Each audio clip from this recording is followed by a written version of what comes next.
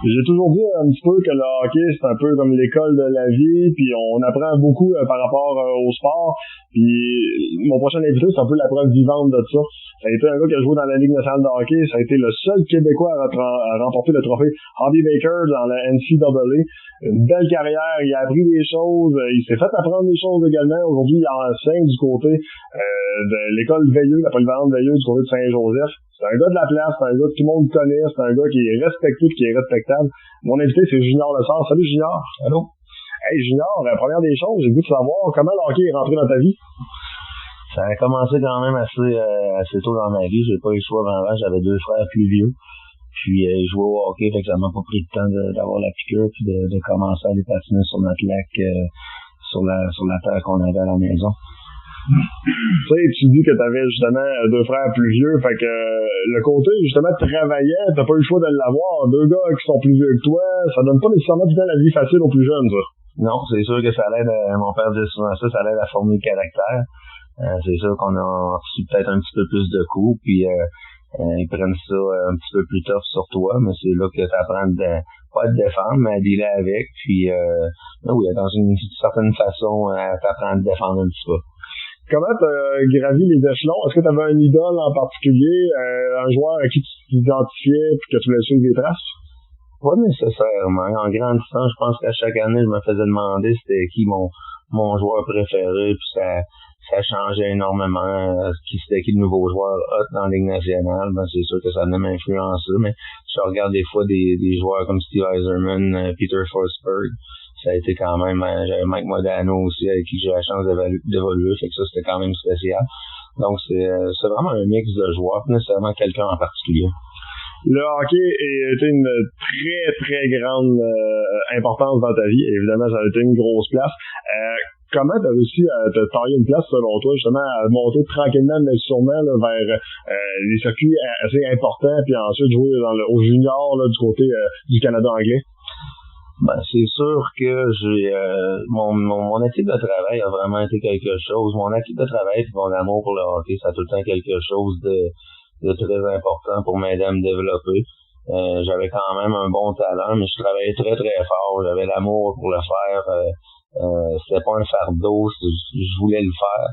Puis c'est vraiment tout le temps en continuant à travailler parce que il y a plusieurs fois dans ma carrière, même en arrivant au niveau junior, où j'ai été retranché avant d'être récupéré par une autre équipe au Manitoba, que plusieurs personnes ne croyaient pas en moi. Plus de continuer à travailler, ben c'est ça qui m'a aidé à m'y rendre. Tu sais, aujourd'hui, tu gagnes ta vie en anglais, puis écoute, quand tu as fait ton parcours grand complet dans le monde du hockey en anglais, as-tu l'impression que ta première école a commencé là? Ben, c'est sûr que le hockey, ça t'apprend beaucoup, énormément dans la vie.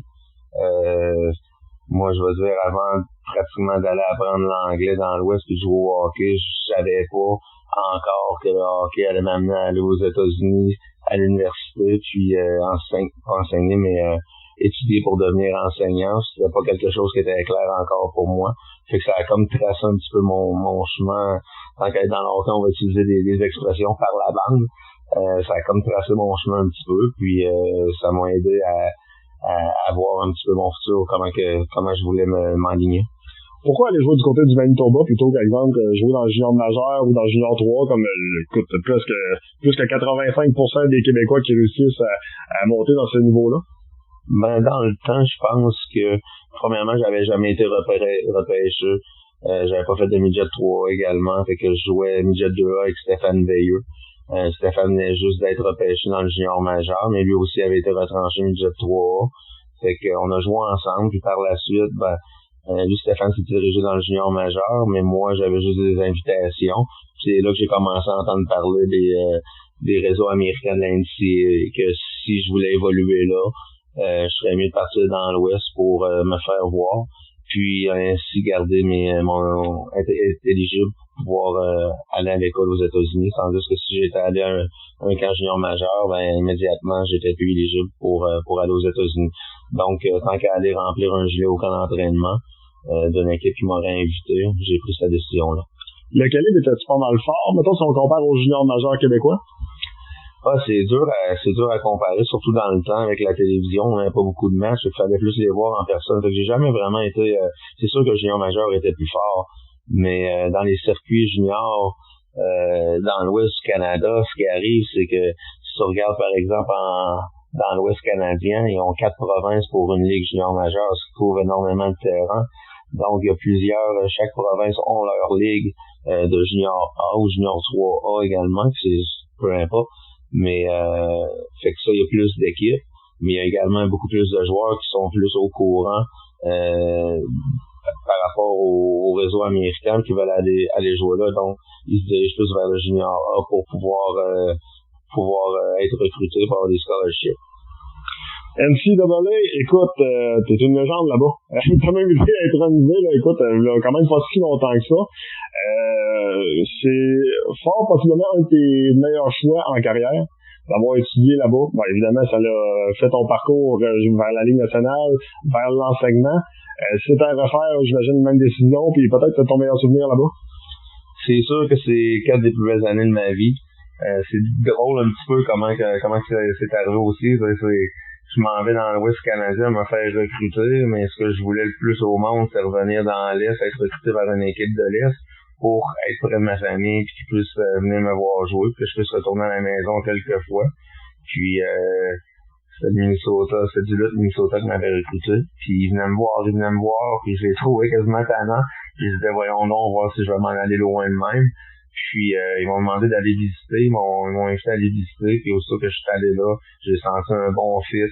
C'était une ville merveilleuse, les gens étaient accueillants, fait que tout de suite j'ai dit c'est pas grave la distance, faut que je trouve c'est important d'être à une place que j'aime. Donc j'ai eu encore une fois un beau 4 ans, mais ma première année a été très difficile. C'était une grosse différence de calibre, ça a été une année d'adaptation. Puis point de vue statistique, ça n'a pas été super pour moi. Mais encore une fois, pendant l'été, travail, école d'hockey, un peu de power skating, améliorer ma game overall, puis c'est là que j'ai vraiment débloqué les années suivantes. As-tu pensé à quitter? Parce que là, veux pas, écoute, tu te dis, loin de la famille, année plus difficile, l'adaptation, veux pas, écoute, oui, t'as beau aimer le sport, oui, ça va être ta passion, ça vient jouer dans la tête sûrement quelque part. Ce qui a été le plus difficile un petit peu au début, c'est quand c'est de retourner à l'école, retourner sur les bancs d'école, quand ça fait 2 ans que t'as arrêté de jouer au hockey. L'année précédente, quand j'étais au Manitoba, j'avais une job en tant qu'assistant associé, que je m'occupais dans une classe d'élèves en difficulté. Fait que ça m'avait un petit peu motivé à continuer de travailler. Mais ce que j'ai trouvé vraiment le plus dur, ça a été de combiner les deux, les études et les matchs à travers et les pratiques, parce que veux pas, une fin de semaine sur 2, t'es parti sur la route, donc t'es parti 3-4 jours.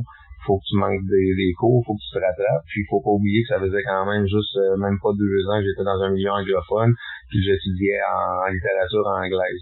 Fait que ça a été le plus challenging, mais même point de vue statistique, non, ça m'a jamais passé par la tête de quitter parce que je tripais, j'aimais vraiment mon expérience, puis je pensais pas que ça allait tourner aussi bien que ça, mais j'avais des bons commentaires des coachs, mon équipe de travail était là, fait que je savais que ça allait se replacer graduellement.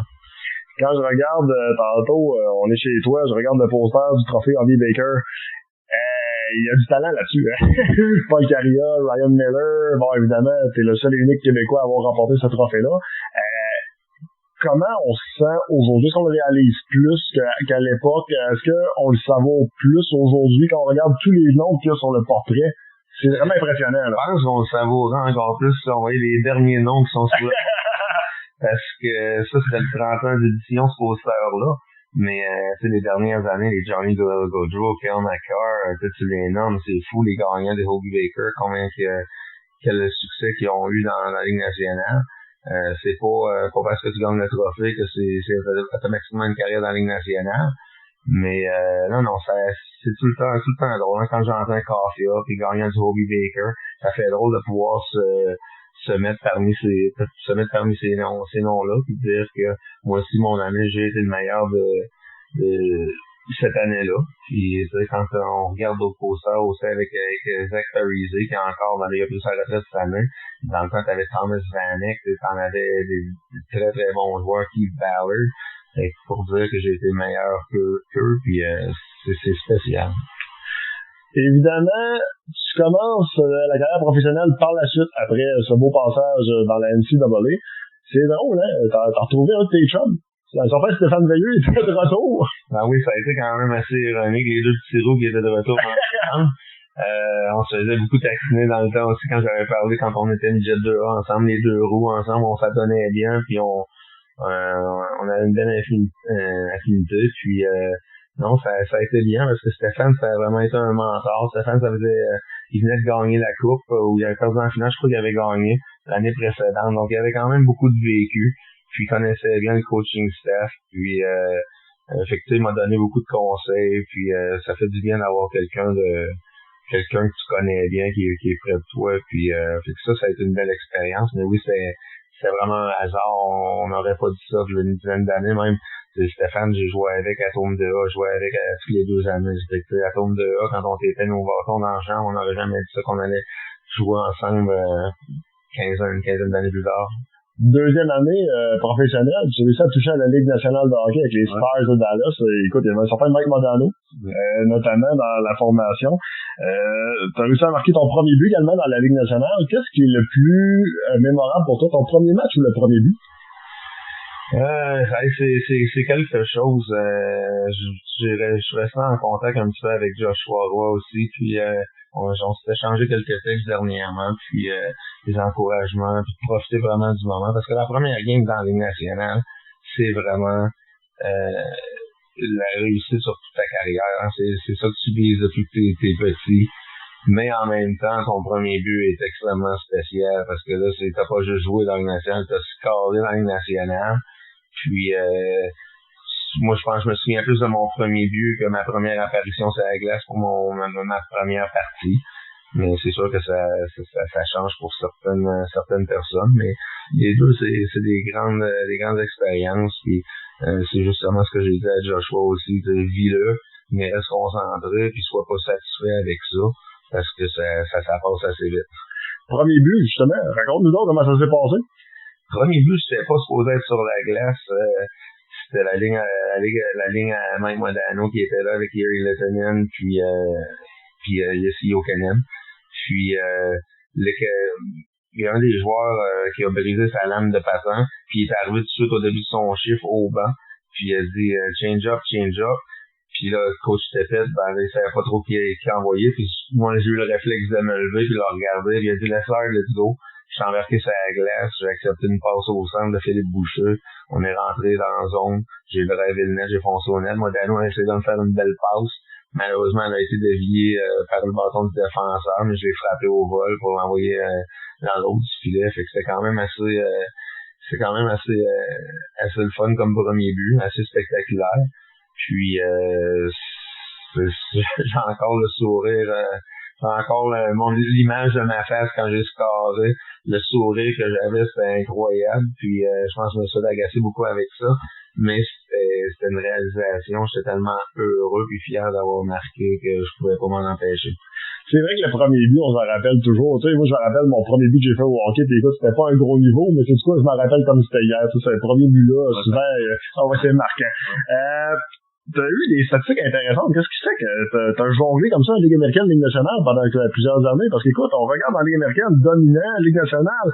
Écoute, on se fait aux statistiques, évidemment, on se rappelle pas tous les moments, mais c'est bien, là, je veux dire, écoute, tu touches à la Ligue nationale, tu réussis à participer au pointage, en pas grand match, je veux dire, t'es présent, t'es là. Ouais, ce qui est arrivé, moi, la Ligue américaine, j'avais un rôle différent, un rôle beaucoup plus offensif, puis les Stars, eux, m'avaient signé vraiment pour pouvoir éventuellement remplir ce rôle-là avec eux. Par contre, j'avais un petit peu plus peut-être des lacunes avec ma vitesse, même si tu dis que t'es très bon patineur dans la Ligue américaine, mais c'est encore une coupe de coche de plus dans la Ligue nationale.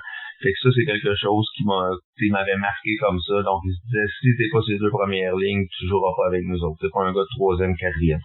Fait que c'était beaucoup, puis il y avait pas eu beaucoup de blessures non plus. Fait que même si je faisais mes preuves à chaque année, il me disait, bon, l'année prochaine, on s'attend à ce que tu fasses l'équipe. Fait qu'arrive pour au camp, j'avais des bons camps d'entraînement, mais il y avait pas de place pour moi encore. Fait qu'il fallait que j'attende mon tour, puis espérer des blessures. Puis éventuellement, avec en 3 ans, j'avais juste joué quelques games parce qu'il n'y avait pas eu de blessure. Puis là, ça a été à mon tour de me blesser. Puis je m'en souviens comme si j'étais hier. On était à Chicago, puis Andy Moog est venu me voir pour me dire que j'allais être rappelé. Je venais juste de me faire mal avant la game en me réchauffant. Puis là, j'ai manqué 7-8 semaines d'inactivité. Puis là, ça a tombé comme des mouches à Dallas. Fait que là, on rappelé plein de joueurs. Puis là, j'ai vraiment descendu dans la chaîne de profondeur. Puis il y en a qui ont bien performé. Fait que j'ai perdu ma place un petit peu dans l'organisation. Et de là, éventuellement, j'ai été échangé à Tampa Bay. Je veux t'entendre sur le fait que, écoute, t'es un mentor pour un paquet de jeunes avec ton école de hockey, on va en parler plus tard. As-tu l'impression que à l'époque que toi tu jouais, on étiquetait un petit peu trop les joueurs? Tu sais, tu mentionnes, il fallait que je sois sur les 2 premiers trios, que je marque des buts. Alors que je regarde le hockey aujourd'hui, puis maintenant, là, c'est plus vrai. T'es plus obligé d'être juste un marqueur. Si t'es capable de bien jouer dans les 3 zones, tu peux très bien jouer sur un 3e ou un 4e trio sans problème. C'est pas une obligation de jouer sur les 2 premiers trios, surtout pas en commençant. Non, c'est sûr, la game a changé un petit peu, hein, parce que si, comme tu l'as dit, il faut que tu sois responsable en défensive, il faut que tu sois capable de jouer dans les 3 zones, parce que si tu donnes des buts, si tu coûtes des buts à ton équipe, puis t'en comptes moins, ben c'est pas bon pour ton équipe. Donc les joueurs sont tellement tous des bons patineurs maintenant que tout le monde est capable de suivre tout le monde. Donc c'est un petit peu ça qui se passe, mais tu as entièrement raison. Je trouve qu'à ça a changé un petit peu. On n'étiquette plus nécessairement les joueurs en disant ça va être un joueur offensif, lui est plus défensif, ou malheureusement je trouve encore un peu que à un trop jeune âge, les parents ou peut-être des coachs aussi vont assigner une position à un joueur et non lui laisser choisir ou lui laisser jouer toutes les positions, ça viendra. Mais tu fais pas un bon défenseur à l'âge de 8 ans. Moi, j'ai le meilleur exemple. Quand j'ai joué à Houston, j'avais Brett Burns, qui était 7e choix overall, puis qui a été justement changé en défenseur. Cette année-là, l'année que j'ai joué avec, regarde, il joue encore dans la Ligue nationale, puis ça fait des années que c'est un des meilleurs. Fait qu'est-ce que c'est nécessaire de les assigner à un jeune âge? Je pourrais pas fouler laisser jouer. Fait que c'est un bon exemple que tu donnes là. Lorsque tu as été changé du côté justement de Tampa Bay, bon, écoute, nouvelle organisation, avais-tu peur de John Tortorella? Parce que là, écoute, t'arrives avec le méchant Torch, en parenthèse, on entend beaucoup d'histoires, puis on dirait qu'au Québec, c'est peut-être pire qu'ailleurs, en tout cas, du moins, c'est mon impression. Malgré que c'est un Christy bon entraîneur de hockey, comment t'as vu ton arrivée du côté, justement, de Tampa Bay? Ben, déjà là, j'avais déjà entendu parce que j'ai fait quelques semaines dans la Ligue américaine, donc j'avais eu le temps de me faire dire comment il était Tortorella. La bonne chose, c'est que le camp d'entraînement était terminé. Il y avait pas de d'années parce que le camp d'entraînement, il paraît que c'était assez difficile, puis je crois que ça l'a encore avec lui. Mais moi, j'ai beaucoup de respect pour lui parce que c'est un entraîneur qui a été énormément très honnête avec moi, il m'a donné des chances, puis justement, quand on dit d'étiqueter un joueur, lui m'a pas étiqueté, moi, il dit, moi, je te vois plus, je vois que t'es capable de jouer défensivement, être fiable, t'es capable de frapper et être discipliné. Fait que le rôle qu'il m'a donné, je le faisais bien, puis moi, je peux pas demander de mieux parce qu'il me faisait jouer. Qu'est-ce qui fait que ton séjour s'est pas prolongé? Parce que, écoute, t'as été présent, t'as joué la moitié d'une saison, pareil, là-bas, là. Ça a été très malheureux parce que c'est juste tout le temps, quand tu crois arriver, finalement, tu disais, je suis dans la Ligue nationale. J'ai travaillé fort, je m'étais fait un nom, mes meetings de fin d'année avaient été très, très bien, avec le staff, avec Tortorella. Mais malheureusement, ça avait pas bien été pour Tampa Bay cette année-là. Donc, il avait repêché Steven Stamkos, premier overall, et il avait changé de coach, il avait changé de directeur général. Donc, ça amenait Barry Melrose, puis donc c'était à recommencer avec une organisation encore neuve du monde qui ne connaissait pas, puis ça a vraiment été, je pense, le coup qui a commencé à mettre fin à ma carrière un petit peu. Parce que par la suite, j'ai signé avec Atlanta en tant qu'agent libre, mais c'est encore une fois, c'est une organisation qu'il y avait déjà leur gars, leur profondeur, puis je pense que eux m'avaient plus signé pour la Ligue américaine et non pas ce que je disais le camp d'entraînement. Parce que juste jouer les 2 premières games dans le camp d'entraînement, faire une coupe de but, normalement t'es supposé rester en haut, peu importe que ça soit en début de camp ou à la fin. Mais ça m'avait vraiment, ça a été un peu une claque d'en face. Puis là, je m'étais amené dans la Ligue américaine, ça avait pas bien été, j'étais déçu. Puis ça avait été un peu un cauchemar, juste après que je me fasse changer au aux Islanders de New York. Puis là, ça allait bien. J'aurais pu avoir ma chance, mais malheureusement, je me suis cassé la main à ma 3e game. Fait que ça a comme fermé les portes, malheureusement. Tu sais, tu viens de nous nommer quand même plusieurs frustrations. Comment tu as géré les frustrations justement à l'époque? Puis est-ce que justement ça t'a amené à gérer mieux tes émotions dans la personne que tu es aujourd'hui? C'est sûr que ça l'a pas mis. C'est sûr que c'est pas facile sur le coup. T'as bien beau dire tout arrive pour une raison, mais quand tu te fais mal en jouant au ballon, en te réchauffant avant une game, tu te déchires un tendon dans le pied, c'est dur de se dire ça quand tu vois les autres qui prennent ta place, qui sont rappelés à ta place quand c'est toi qui devrais être là. Mais regarde, c'est encore une fois, c'est la résilience, c'est de te remettre au travail et de rester positif parce que Dieu sait qu'après ça, la vraie vie, avec ta famille, avec des proches, t'as envie des moments difficiles. Fait que c'est important aussi d'en vivre auparavant pour être capable de mieux dealer avec ça.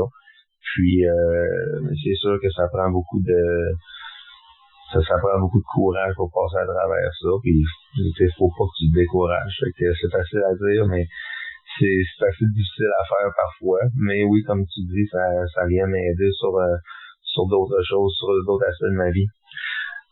Quand je regarde ta carrière, il y a quelque chose qui me un peu sonné dans la tête tantôt. Je me dis, à l'époque, on dirait que c'était comme il y avait juste la Ligue nationale qui existait ou la Ligue américaine. On dirait qu'on était fermé sur le monde. L'Europe, ça n'existait pas. Si c'était à refaire, lorsque ça a été un petit peu plus difficile, aurais-tu quitté dans l'Europe plus de bonheur? T'as quand même goûté un petit peu l'expérience européenne, mais tu sais, je regarde un gars, exemple comme Jesse Bélanger. Jesse a une super belle carrière en Allemagne, il a joué longtemps, il est quasiment une légende là-bas. Est-ce que c'est quelque chose que t'aurais peut-être pu tenter? C'est certain, parce que un des plus gros regrets de ma carrière de hockey, c'est de justement pas être parti une année avant. J'avais justement quand j'ai été échangé aux Islanders, après Noël. J'avais des équipes en Europe qui voulaient me signer immédiatement. Puis moi, dans le temps, Gartino, le directeur général, m'avait promis qu'il me re-signait, puis que l'Islanders, c'était vraiment intéressant de me faire jouer des games. Fait que moi, mon agent, on avait pensé que ça allait être bon. Puis finalement, juste avant la signature des agents libres était commencée. Et puis finalement, il a dit à mon agent, et finalement, on le signe pas. Mais là, j'avais manqué le bateau pour aller en Europe, donc j'ai été en attente. J'avais pas de contrat de Ligue nationale, je voulais pas signer un contrat à la Ligue américaine seulement. Ça fait que j'étais en attente d'un contrat pour l'Europe, mais il y avait déjà tous les joueurs dans toutes les ligues. Donc j'ai été obligé d'attendre jusqu'à l'Halloween, jusqu'au mois d'octobre, pour pouvoir dénicher une équipe. Puis honnêtement, je suis allé en Finlande, c'était vraiment pas mon style de jeu. Je me suis blessé au genou, opération. Puis là, c'est là que ça a vraiment commencé à être la fin de la fin. T'es revenu au Québec, joué dans la Ligue américaine de hockey avec l'Isotomic de Thetford Mines.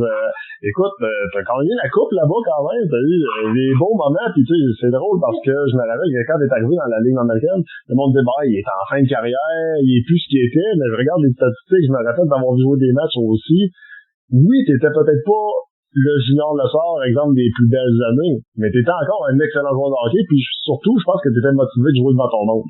Ouais, ça a été une très belle année. Ça faisait une couple d'années difficiles que j'avais pris la décision de revenir recommencer l'école, aller faire mes cours à Laval pour devenir enseignant, pour pouvoir enseigner au Québec. Puis on avait eu, malgré encore quelques petites blessures, on avait eu une belle année, jouer devant les proches, c'était le fun devant mes chums, il y avait tout le temps une loge d'amis, de famille qui était là. C'était vraiment motivant. Puis, encore une fois, je retombe à faut tout le temps que tu restes le style de joueur que tu as. Parce qu'au début, pas parce que tu as joué dans quelques games dans la Ligue nationale ou que tu as joué dans la Ligue américaine, tu as eu du succès là. Faut toujours que tu restes à c'est quoi qui m'emmenait là, c'est qu'est-ce qui faisait mon succès. Fait que c'était frapper, c'était patiner, c'était être fort en échec avant, aller devant le but. Je suis pas un joueur de finesse. Fait que j'ai essayé un petit peu de jouer plus finesse, puis ça allait vraiment pas bien. Juste à temps que je me retrouve un petit peu plus. Puis que je recommence à jouer ma game. Puis là, je pense que j'avais été un élément important de notre conquête, justement. Écoute, ça a été une belle conquête. Puis je me rappelle, même si la saison avait été vraiment très mal commencé, vous avez fini ça en Lyon, vous aviez remporté le championnat. t'as eu un beau passage dans la Ligue américaine de hockey, puis par la suite, t'es allé jouer chez vous, carrément, là, t'étais plus, écoute, plus proche que ça, là, écoute, on déménageait l'aréna chez vous, là, ou chez vous dans l'aréna, les deux, là, avec les Justices Saint-Joseph. Je sais que tu voulais pas trop en parler à l'époque, pas parce que t'étais gêné, mais écoute, je pense que tu voulais pas nécessairement être plus gros que l'équipe aussi. Je pense que c'était une question d'être modeste puis d'essayer de prendre, d'être juste one of the boys. Mais suite à notre conquête, justement, à Tête-Serre, j'ai pris 3-4 années sans jouer au hockey. J'ai complètement arrêté de jouer au hockey. Puis, j'avais le goût de recommencer, mais vivre quelque chose, un challenge pour moi. C'est que j'avais décidé de jouer à la défense. Puis, le monde disait, pourquoi tu veux jouer à la défense? Puis, dans le temps, je coachais aussi. Je voulais que ça m'apporte une nouvelle vision, un petit peu voir la game différemment, comme on peut dire.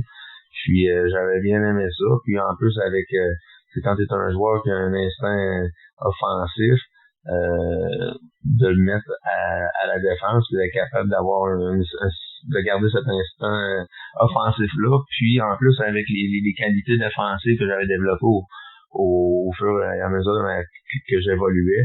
Je pense que c'est un bon atout, mais justement, je jouais avec des chums puis je voulais pas faire parler de moi fait que ça a été une belle année, puis là, par la suite, encore après un arrêt de peut-être 2 ans parce qu'il n'y avait plus d'équipe, il y a la Ligue encore senior Côte du Sud, à laquelle on s'est joint, puis avec le Family Prix, on a arrêté à cause de l'année COVID, mais ça allait bien en série, puis finalement, l'année suivante, lorsqu'on a remporté la Coupe.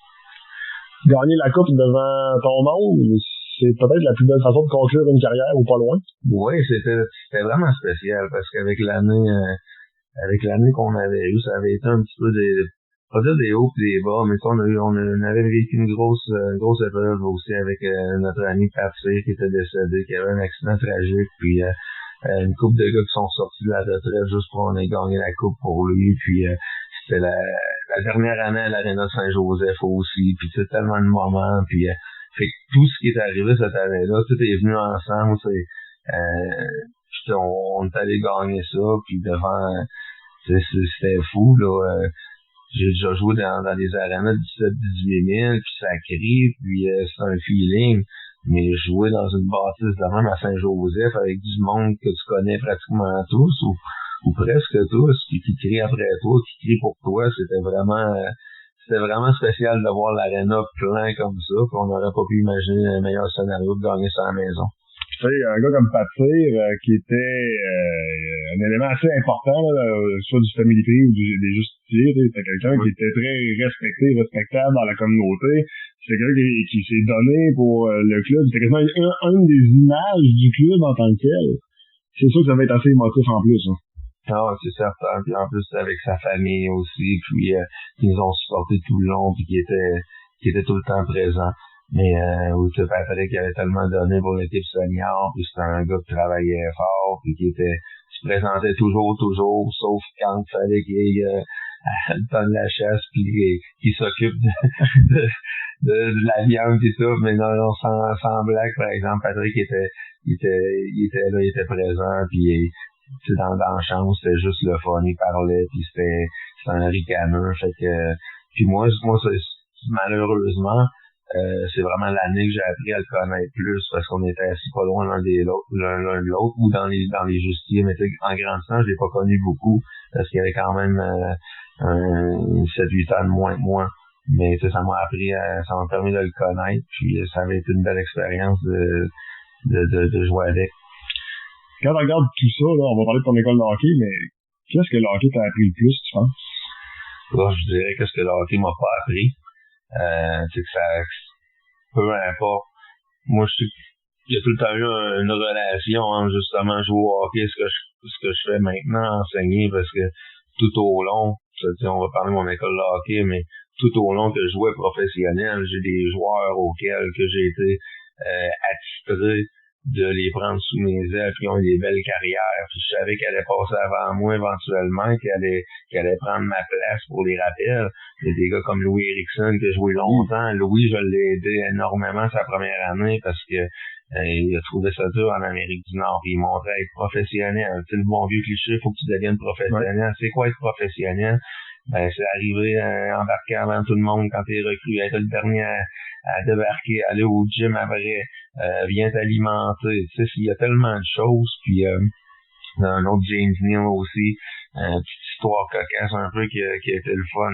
James Neal, je l'ai aidé beaucoup, puis il est un petit peu immature, mais c'est un gros prospect pour Dallas. Puis justement, il y a une couple d'années, les Oilers sont venus jouer, puis j'ai été en contact avec, puis je suis allé le voir après la game, puis on a jasé un petit peu, fait que c'était le fun, on a gardé contact avec certains gars, mais moi, enseigner, c'était le hockey, qu'est-ce que ça m'a montré, l'esprit d'équipe, comment être résilient, comment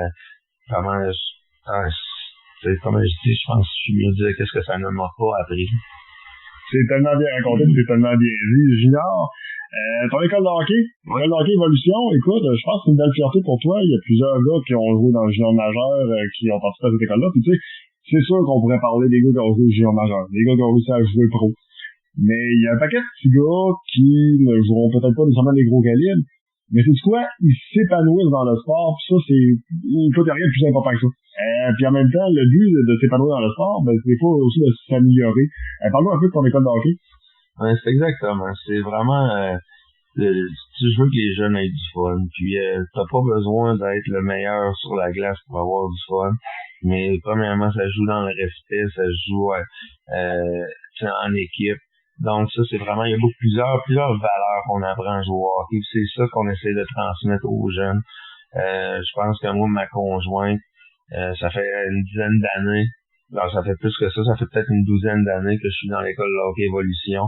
Il y a une couple d'années, j'ai vraiment mis finalement ma conjointe, on a décidé d'apposer mon nom dessus, puis vraiment de le mettre à nos couleurs. Puis on passe énormément de temps, puis on est fiers de ce qu'on fait. Puis c'est plaisant parce qu'on voit que c'est très populaire. Et non, on sélectionne pas les jeunes qui s'inscrivent. On le fait parce qu'on les accueille parce qu'ils veulent être là. Puis c'est ça, c'est autant hors glace que sur la glace. On essaie de rendre ça le fun parce que même quand j'enseigne aussi, c'est sûr que ça peut pas toujours l'être. Mais un climat d'apprentissage qui est plaisant, qui est le fun, où les jeunes ont du fun, ils s'en rendent même pas compte, puis ils apprennent. Donc, c'est vraiment ce qu'on essaye de faire. Puis, on a eu beaucoup de succès jusqu'à maintenant. Fait que c'est pas juste de développer du talent sur glace, c'est de développer une identité, une personnalité, puis justement de former un certain caractère par rapport justement à ce qui est la vie. Ah oui, exactement. Puis, tu sais, je pense que quand on parle de nos choses hors glace, nos activités hors glace qu'on fait. On va avoir différentes thématiques. On a un, c'est être un bon coéquipier. Fait que c'est quoi être un bon coéquipier? On a beaucoup de jeux où les jeunes doivent s'entraider parce qu'il y a des petits gars de Sainte-Marie, de Saint-Georges, des fois peut-être de la Ketchup. Fait que les jeunes se connaissent pas, puis on veut pas qu'il y ait d'intimidation ou que des jeunes soient rejetés. Fait que ça, on est vraiment, la première journée, on essaie qu'il y ait du fun, qu'ils apprennent à se connaître. Par la suite, il y a d'autres choses qu'on fait. Il peut y avoir une journée comme toute sauf du hockey. Donc, à l'extérieur, faut faire d'autres sports. J'ai partagé quelque chose la semaine passée sur mon Facebook, le running back des 49ers qui dit, moi, quand j'étais jeune, je jouais 4 sports, puis jamais que... Tu sais, donc, c'était pas juste football. Fait que, nous autres aussi, c'est pas juste hockey. Moi, j'encourage mon petit gars à jouer au baseball, le soccer. S'il veut faire du hockey par lui-même, aller me contrôler la rondelle, qu'il aille, mais tu sais, je l'obligerai pas de jouer au hockey. Je veux qu'il fasse d'autres choses parce que c'est tellement important les autres habilités qu'ils vont chercher. Fait que, non, notre école de hockey, c'est notre petit bijou, puis on est fiers de ce qu'on a fait. Avec 2-3 questions bonus, je m'amuse. Oui. J'ai vu tes enfants arriver tantôt, écoute, ils sont charmants, 2 très beaux enfants, un beau garçon, une belle fille.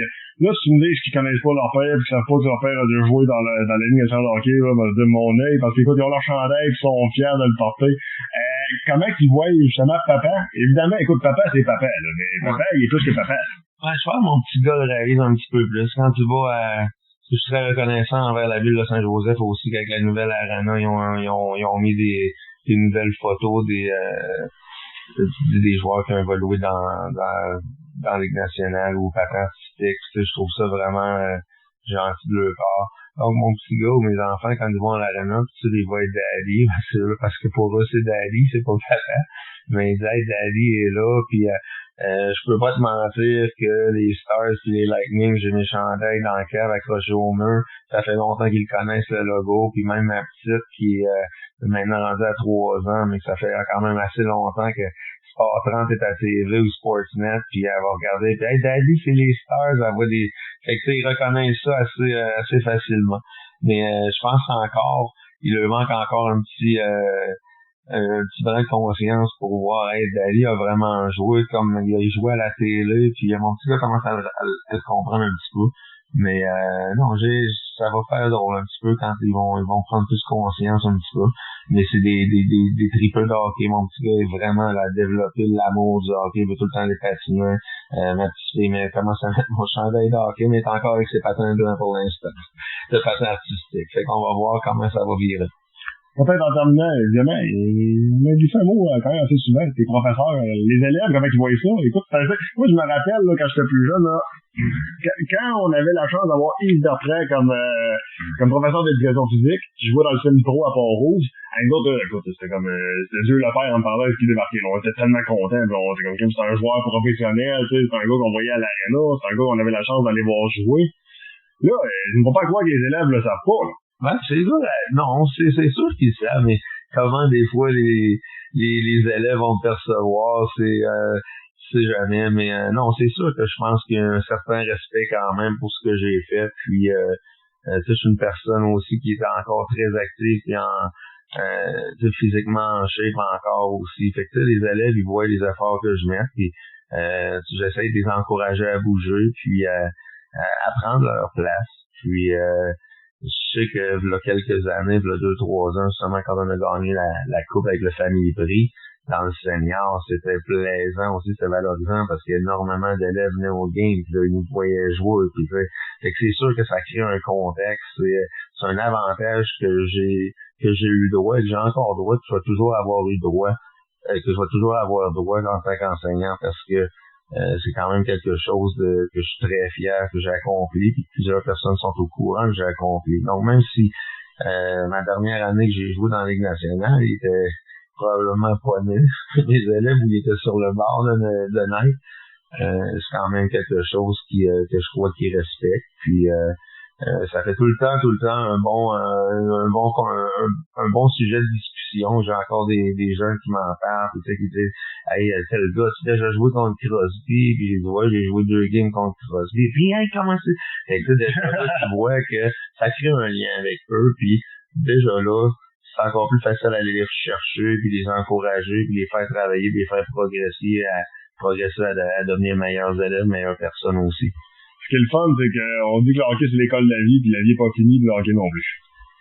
Non, c'est sûr que ça va être continué, puis je pense pas que ça arrête beaucoup. J'ai encore l'amour. Le hockey, malheureusement, le body suivi, c'est plus difficile pour moi de suivre, mais j'ai coaché pendant un bout dans le juvénile, au scolaire. Malheureusement, là, j'ai vu le temps, mais je suis très impliqué en tant que avec mon garçon puis les enfants en tant qu'entraîneur maître beau centre. Puis encore là, c'est de l'enseignement. Fait que je pense que j'étais vraiment fait pour être enseignant dans ma vie. Junior Lefort, un gros merci de ton temps. Ça fait plaisir, merci.